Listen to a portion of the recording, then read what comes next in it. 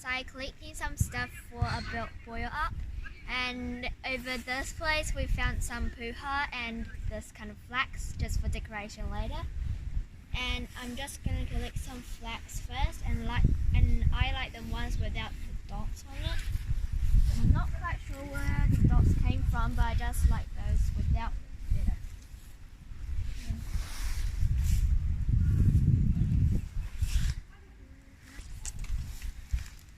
Just got one here.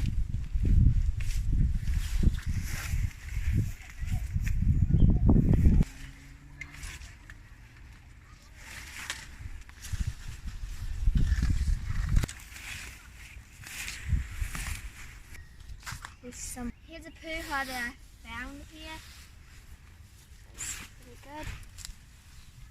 And how do I recognize it is it got those white things, liquid coming out, and that means it's a puha.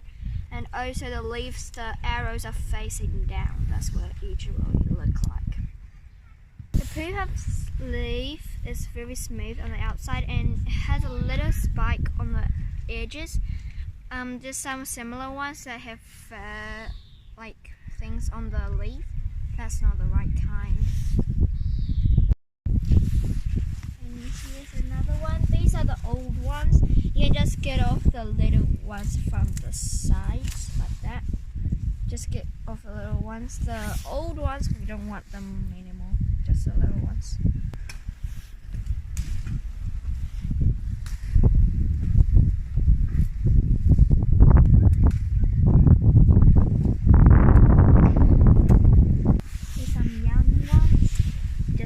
Straight off the floor.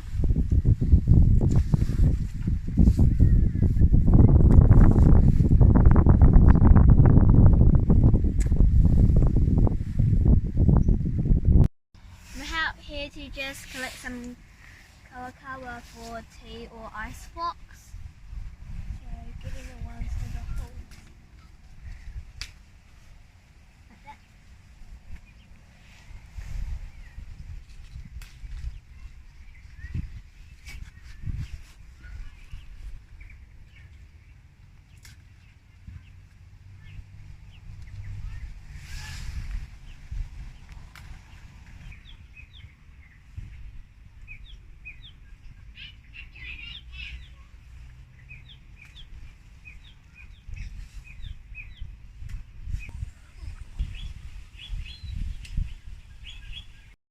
Now we're home and we're ready for the boil up.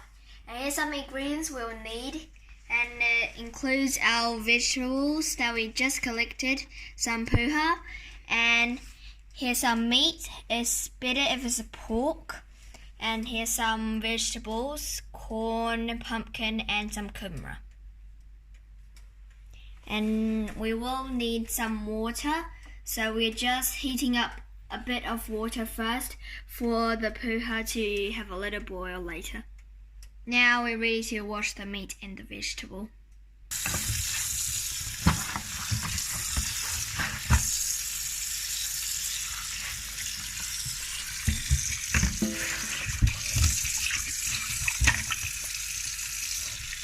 This is still a little bit frozen, so the water will help it to unfroze. Meat have to be in the water when it's cold, so it's nice and soft when it comes out. If you put it in when it's boiling hot, it's gonna be very hard. Now let's wash the puha. We collect them from other places, not in our garden, so we're not quite sure that they spray. We're pretty sure it didn't spray, but it's just getting a little wash, so clean. It might be a little bit bitter from outside, so just giving it a little boil, so it's kind of cleaning up and getting rid of the bad taste. Only having a little boil, not completely ready to eat, but just a little bit. So it's nice and soft, and it should be in very royal dark green.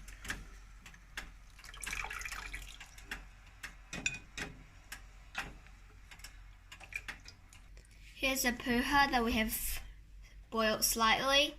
Now it's in a dark royal green color, and that's what we want. And this should be like very flexible leaf. They should be able to bend and do anything with it. We just have about 10 minutes of boiling the meat, and have something flying on the surface. It's not really bubble, but something like that. We want to take that out.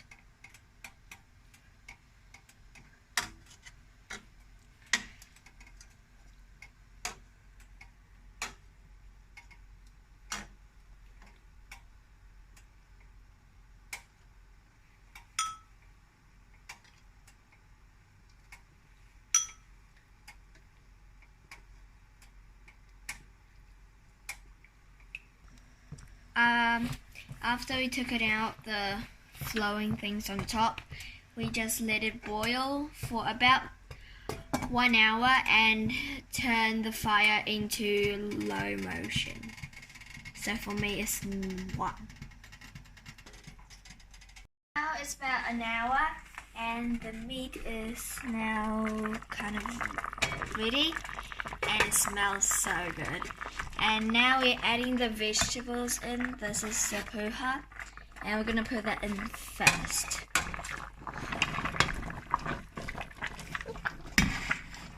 And we're gonna add some ginger because the vegetables are cold quality and ginger is hot, so it's kind of balancing them.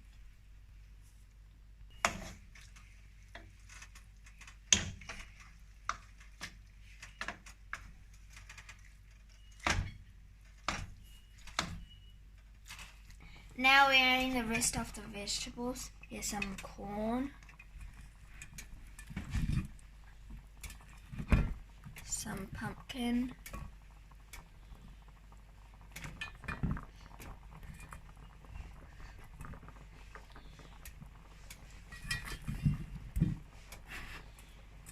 some sweet potatoes. Now we're adding a little bit of pepper, not salt.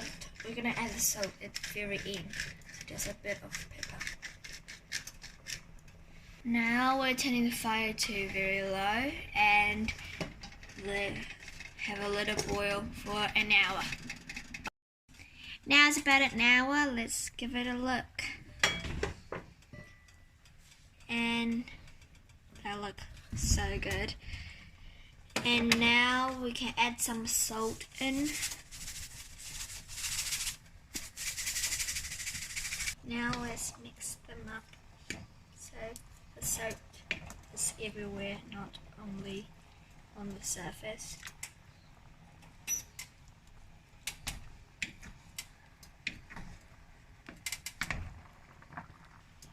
And the veggies are already very, very soft, and the meat is just like same.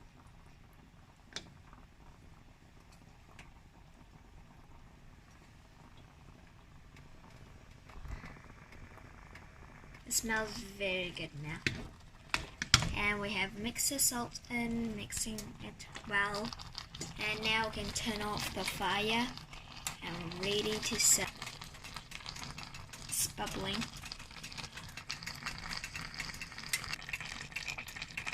The color of the corn is bright yellow now.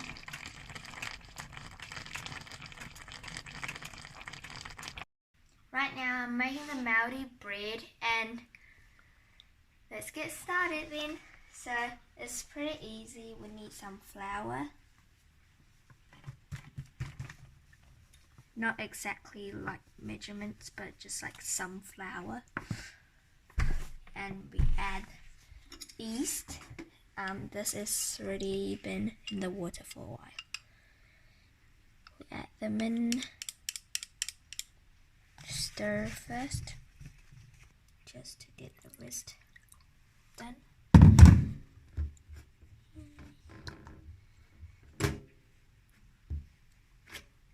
There. Now put more water in, and we need it to be kind of slimy thing. filling. It should be like really soft and really sticky because we're gonna add flour later. This is a bit too not sticky. And just make sure all the ones like go together because see right now the middle is kind of hard and there's still flour on the side. So make sure you mix them together. We still want it to be a dough, not like soupy filling. So still dough. This is a bit soft right now. Just getting all the other extra flours in.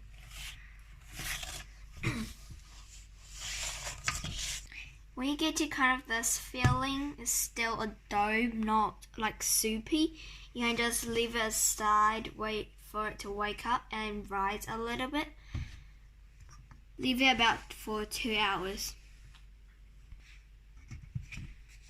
Now it's about 2 hours.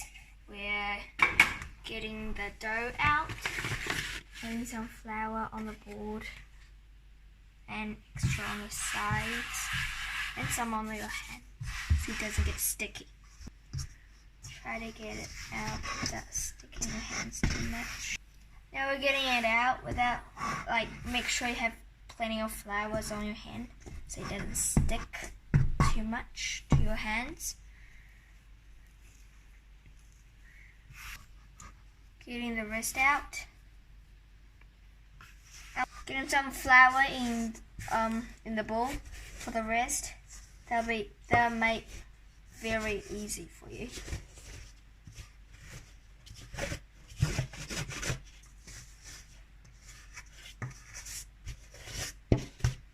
And now we're just like folding blankets, folding them in, and keep adding flour.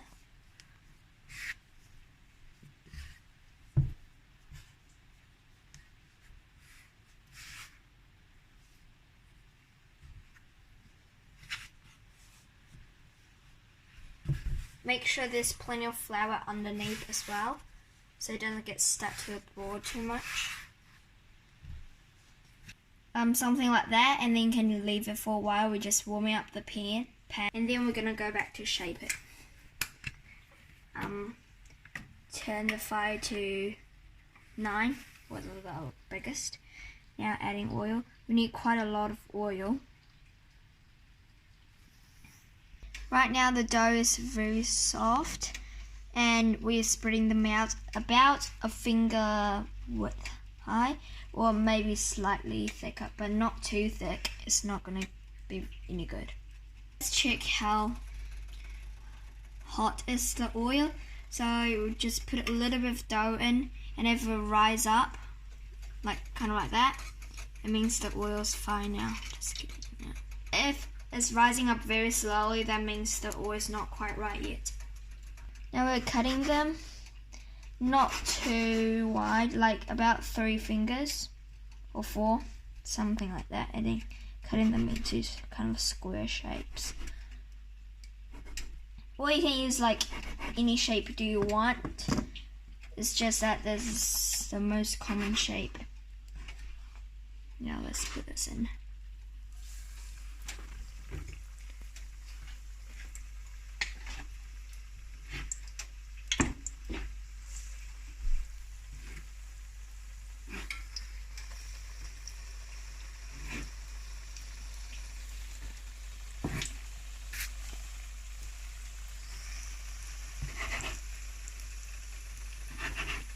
And we are flipping them until one side is golden, but not quite yet.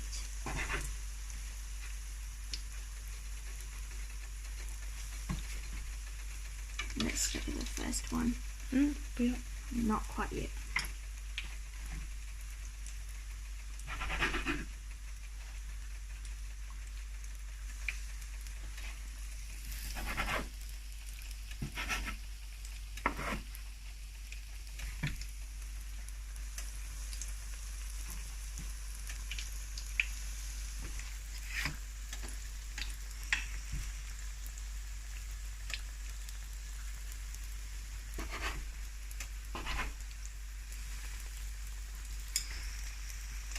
Is it the first one? Let's flip them now.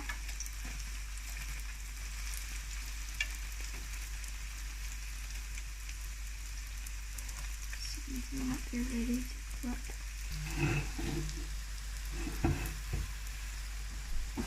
Now, if both sides are golden, that means they're ready, something like this.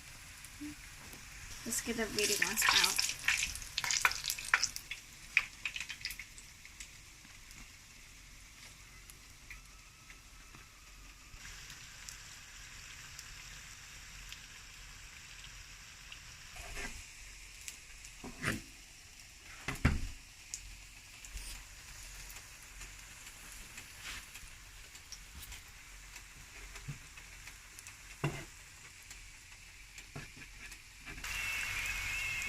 There's so many big bubbles that's blowing up the dough. It's from a very flat moment turning up to a very thick moment. I've finished making them now and they look so perfect. They're like balloons. They just need to fly. And you can have like natural flavored, or you can have some sweet flavors. You can just put some sugar, spraying some sugar, and that'll make it sweet, or you can mix it into your dough, but I prefer spraying it on them.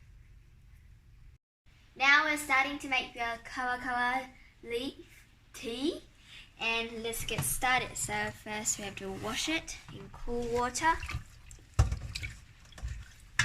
and try to get all the sandy bit off.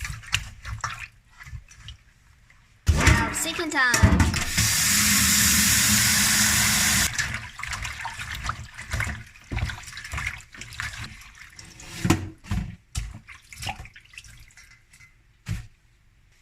And now about 500 ml of water. Start boiling the water. And put the KAWAKAWA leaf in.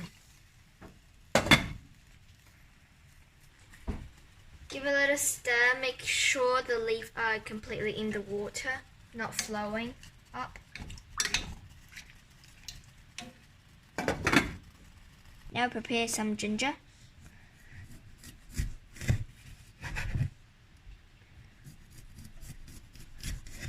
A little bit will be fine.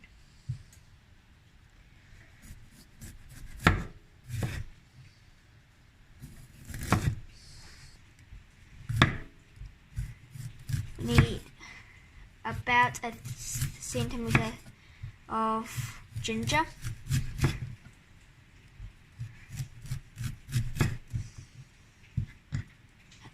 Cut them into slices.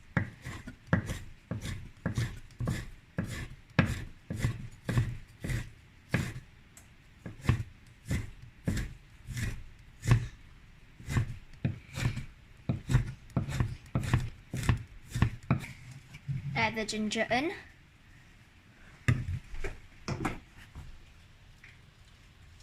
Stir.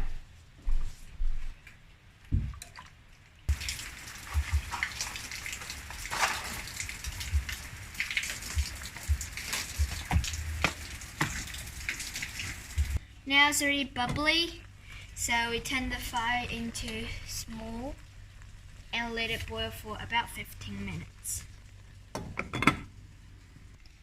In spare time, prepare some lemonade for the tea later.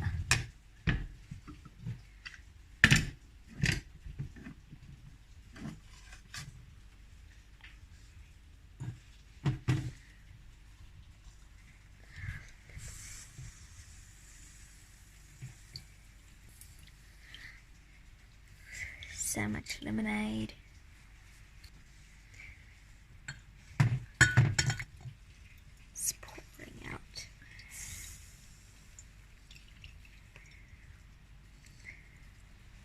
I love lemons.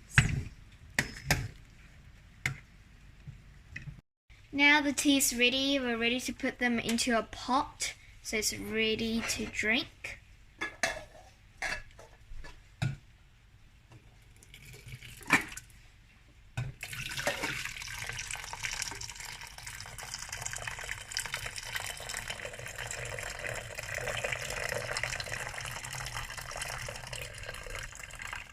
tea is so hot. I can feel it.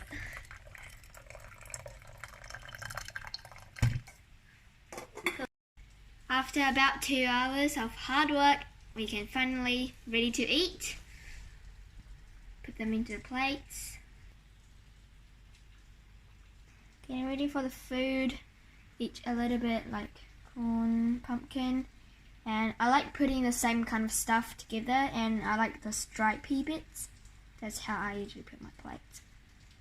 I have already secretly tasted a little bit of the soup. It tastes so good, so I decided to put them separately in a bowl and just adding a bit of veggie on as well. Food's here. Oh my god, I'm so excited to eat it. And chopsticks.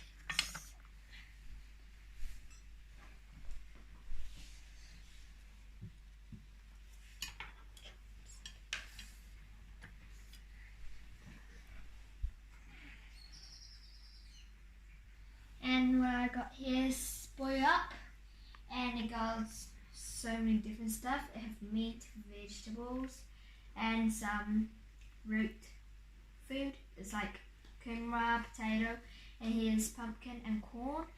And for the bread is here. I really like the bread. I've already tasted. They taste so good.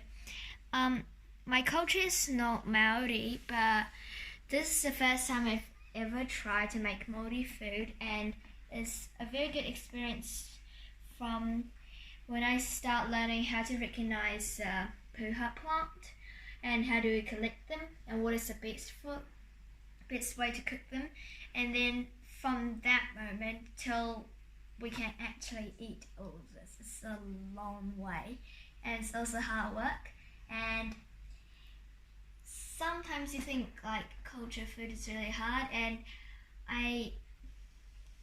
it's a good experience, and I can't believe like the Maori bread is one of my favorite now.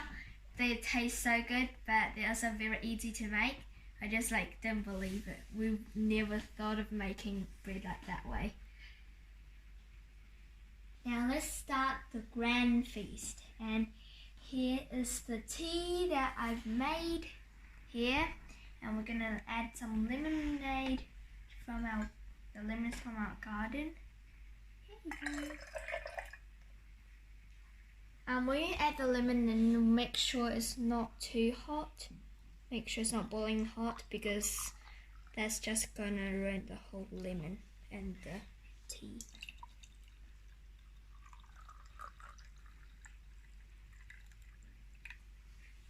Let me try the KAWAKAWA tea now. It's nice and warm. Oh, it tastes so good. I never knew it's gonna taste so good, because like when you smell the leaf when it's not boiled yet, it doesn't smell as good, and it just like smells slightly special smell, like not very the same as we would usually smell, but the taste is pretty good and special. I like the tea. Now let's try the bread. It's the bread. Oh my god.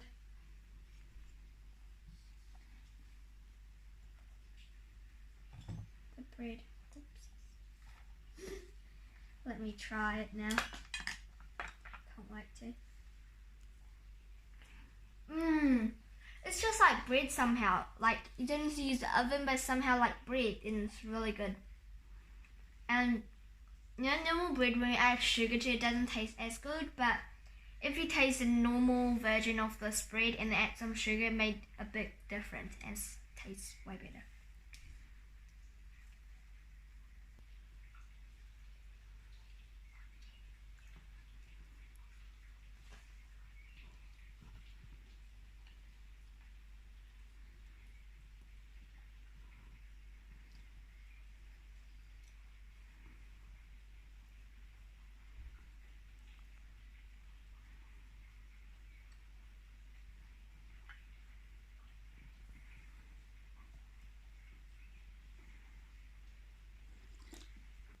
I wish you enjoyed this session of Maori traditional kai, and I enjoyed it as well.